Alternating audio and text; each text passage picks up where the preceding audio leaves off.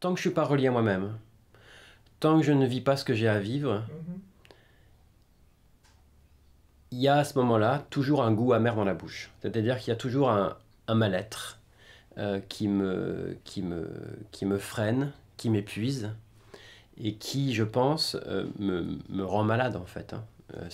C'est d'ailleurs intéressant, le mot sanskrit, euh, pour parler de la maladie, tu vois, il y a un mot sanskrit en yoga pour parler de la maladie qui s'appelle Vyadi. C'est un terme qu'on retrouve dans les Yoga Sutras, euh, dans le premier chapitre. Et ça s'appelle Vyadi, c'est le premier obstacle pour quelqu'un qui n'est pas relié à lui-même ou à elle-même. Ça s'appelle Vyadi, c'est-à-dire la maladie. Et ce qui est vraiment intéressant, c'est que le mot Vyadi, ça veut dire, littéralement, quand tu vas creuser le sens de ce mot-là, littéralement, ça ne veut pas dire une maladie, ça veut dire ne plus être relié à soi. Tu vois? Donc en yoga, on est vraiment en accord avec...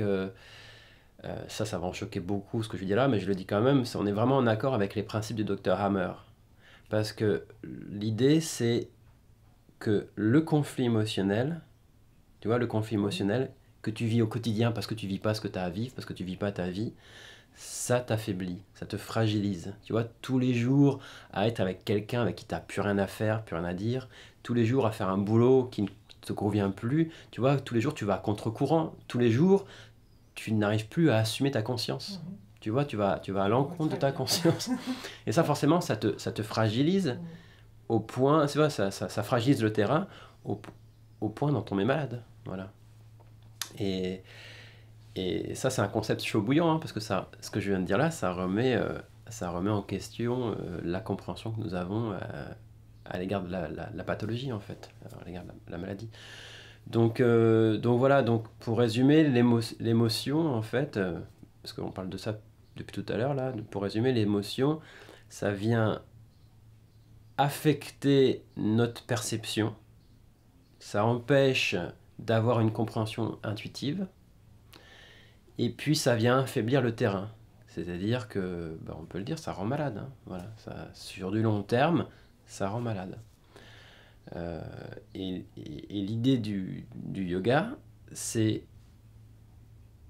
casser ce processus émotionnel, essayer de le dominer un petit peu, en apprenant à se relier à notre propre matière, au corps et à la respiration. Voilà.